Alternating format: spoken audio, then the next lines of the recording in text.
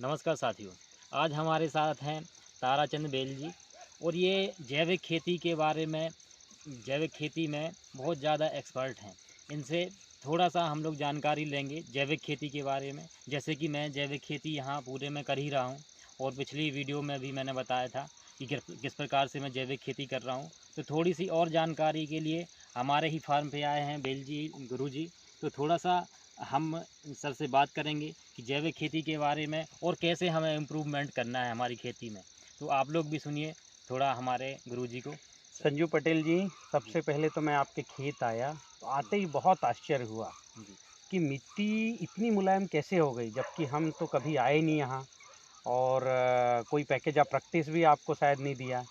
फिर जब आप आए और मुझे बताया कि आपने 2000 लीटर यहाँ जीवाणु घोल डाल दिया है और लगभग जो है कई तरह के जो है यहाँ पर आप जो है गोबर को कंपोस्ट करके डालते हैं।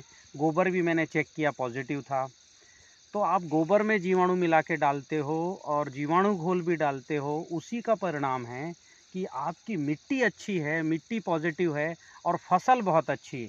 आपकी मटर बहुत अच्छी है, गेहूं तो बहुत ही शानदार दिखी, ज़बरदस्त, अच्छे टिलर्स थे। चना बढ़िया है, आलू बहुत अच्छा है ना, धनिया बहुत अच्छी है, मेथी बहुत अच्छी दिखी। तो आप वास्तव में बधाई के पात्र हो और आपको ज़्यादा अभी मार्गदर्शन की वैसे मुझे लगता है कोई ज़रूरत नहीं है। आप माइक्रो न्यूट्रेंट भी बना के डालते हो सकता है ये उसका और परिणाम रहा हो। जी। तो कौन सा माइक्रो न्यूट्रेंट बना के आप डालते हो? अभी तो सर जीवाणु जीवाणु घोल हम लोग ने डाला था हाँ। और भी डीकम्पोज़र हम लोग डालते हैं और जो गोबर खाद है उसी को हम दानेदार बनाते हैं। अच्छा। दानेदार इसलिए कि जो बड़े किसान हैं उनको डालने में आसानी हो। दानेदार में डी आप सीड ड्रिल में भी पूरा डाल सकते हैं। नहीं, मैं भी संजू भाई, मैं भी रिकमेंड करता हूँ कि दानेदार बनाया जाए, जी, क्योंकि दानेदार होता है तो हर किसान आसानी से डालेगा। जब जैविक खेती आसान होगी तभी करता है बिल्कुल, किसान। बिल्कुल। आप बोलो ये घोलो वो घोलो, फिर नहीं करेगा। जी, मैंने पहले बहुत से फार्मूले थे, उनको सब सॉर्ट करके सरल किया और एक सुलभ किया। जी। ये सुलभ नहीं करोगे आप हर चीज़ को एकदम बढ़िया कि लाओ सीड ड्रिल में डालो और बो दो। तो आपने ये किया, उसके लिए भी आप बधाई के पात्र हैं। और सर इंस्टेंट रिज़ल्ट भी हम लोग देते हैं। जैसे किसान को आज डाला 7 दिन बाद रिज़ल्ट चाहिए हाँ, तो मिल जाएगा, कोई हाँ, हाँ, प्रॉब्लम नहीं है। हाँ, हाँ, हाँ। क्योंकि इंस्टेंट रिज़ल्ट से ही किसान ज़्यादा पॉजिटिव होता है और आकर्षित होता है जैविक खेती के लिए। तो मुझे ये बताओ, जो माइक्रो न्यूट्रिएंट आप बना रहे हो उसमें इंस्टेंट रिजल्ट के लिए क्या-क्या डालते हो आप? क्या है? इंस्टेंट रिज़ल्ट के लिए सर हम लोग डोज़ बढ़ाते हैं उसका। अच्छा, अमीनो एसिड वगैरह अमीनो बढ़ाते हो? एसिड बढ़ाते हैं, ह्यूमिक एसिड बढ़ाते हैं। अच्छा, पोटेशियम ह्यूमेट डालते हो? जी, और विटामिन्स भी डालते हैं अच्छा। कि जितनी जल्दी हो सके उतनी जल्दी रिज़ल्ट दिखना चाहिए। और रिज़ल्ट ऐसा नहीं अच्छा, है। ये बताओ, दानेदार करने का आपके दिमाग में कब से आया कि कैसे, क्यों ऐसा सर करना हम चाहिए? लोग जब भी पहले जैविक का प्रचार करते थे तो किसान को डालने में प्रॉब्लम होती थी। हुँ, हुँ। किसान बोलते थे कि इतनी सारी ज़मीन है, हम लोग कैसे डालेंगे? हुँ, और हुँ। आजकल तो मज़दूर भी नहीं मिलते। हुँ, हुँ। तो हम लोगों ने सोचा कि इसको धीरे-धीरे जैविक बनाएँगे। हुँ, हुँ। जैविक और दानेदार हुँ, हुँ। दोनों का मिक्सअप करेंगे तो किसान को जैसे डीएपी है, तो किसान ने 50 आपने किलो की जो है, डीएपी जो की बोरी कार्बनिक को। खाद है, जी, कार्बनिक खाद में ही आपने पोटेशियम ह्यूमेट डाल दिया, ये तो बहुत ताकतवर है। अमीनो एसिड डाल दिया, फिर उसमें जीवाणु भी मिला दिया, जी, फिर रॉक फॉस्फेट डालते हैं उसमें?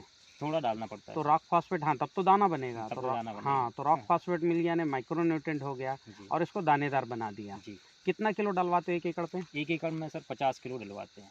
50 किलो? 50 किलो। तो किसान को यही लगता है सेम डीएपी जैसा दाना है, 4 एमएम अच्छा। का दाना है। कितने रुपए में देते हो 50 किलो का? अभी हमारा 900 रुपए चल रहा है 1 बोरी, 1 बोरी का। 50 किलो का? जी, अच्छा। तो किसान को डीएपी से सस्ता पड़ जाता है और सेम है। आप नहीं, नहीं, जैसे। संजू भाई, मैं क्या है, जब यहाँ खेत आया ना, जी। तो आपकी फसल देखा तो मुझे लगा या तो जैविक के साथ कुछ रासायनिक डाले होंगे।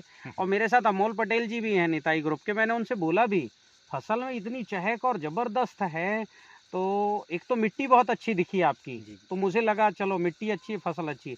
लेकिन आप जो अभी बता रहे हो, दानेदार आप ये माइक्रो न्यूट्रिएंट डालते हो, तो अब मैं कन्फर्म हूँ जी। कि आप न्यूट्रिशन देते हो, इस वजह से फसल फिर और अच्छी हो गई। जी, जी, इसलिए आपकी मेथी ज़बरदस्त थी। जी, पत्ते ज़बरदस्त थे, दाने मतलब पत्तों की चौड़ाई अच्छी, इवन गेहूँ की देखा मैंने, टिलर्स और उसकी चौड़ाई बहुत अच्छी थी। जी, तो कहीं न कहीं जीवाणु खेती के साथ-साथ, जीवाणुओं के साथ आप ये माइक्रो न्यूट्रिएंट वाली खाद डालते हो, उसका ही परिणाम होगा। जी, तो मैं शुभकामनाएँ देता हूँ और 2 सब किसानों को दीजिए, अच्छा करिए। उसके लिए आपने कोई फर्म भी खोला है जी। क्या, कौन सा? हमारा नाहरवंशी किसान सेवा केंद्र है यहीं दमोह में, और हटा नाका पे है, यहाँ साहू चौराहे पे। और यहाँ हमारे सारे प्रोडक्ट जैविक में मिलते हैं। जैविक और रासायनिक भी कुछ रखने पड़ते हैं किसानों के लिए, तो जैविक डीकम्पोजर से लगा के सारी चीज़ें जैविक में मिल जाएंगी वहाँ पे। हाँ, तो आप ये क्या करो कि जीवाणु घोल जी ये आप किसानों को दीजिए, जी जैव रसायन बनाना सिखाइए, जी जी मैंने भूमि उपचार पुस्तक में दिया है, जी और षडरस सिखाइए। जी तो जीवाणु घोल, जैव रसायन, षडरस, जी ये तीनों चीज़ तो बनवाइए फार्म पे। जी जी 50 किलो का माइक्रो न्यूट्रिएंट देते हैं आप, दीजिए, मेरी ओर से आपको जो है अनुमति है, जी आप दीजिए उसकी। और प्रयास ही कीजिए कि उसमें जो है कोई ऐसा मुर्गी की खाद या कोई ऐसी भी निगेटिव जो चीज़ें हैं जी वो ना हों, जी ठीक है ना? जी और वो माइक्रो न्यूट्रिएंट दीजिए, क्योंकि जब जैविक खेती शुरू करता है तो पहले साल दूसरे साल ऊपर से कंपोस्ट मतलब ऊपर से भोजन चाहिए, बना बुनाया पोषण चाहिए, तो ये आपका काम करेगा। जी और अग्निहोत्र भस्म का स्प्रे जमीन पे करना, पत्तों पर भी करवाना, जी ये भी एक जो है परंपरा आप शुरू करवाइए। जी। और बहुत अच्छी खेती कर रहे हैं, आपको बहुत बहुत शुभकामनाएं। ऐसी खेती सब किसान करें। बहुत बहुत धन्यवाद। यहाँ आने के लिए अमोल भाई जी का धन्यवाद, इनसे मिलाने के लिए संजू पटेल जी से, और निताई ग्रुप, आप जो है सफल रहो, ये हम आपकी जो है आपको शुभकामनाएं देते हैं। धन्यवाद संजू। धन्यवाद आदरणीय गुरुजी और संजू भाई।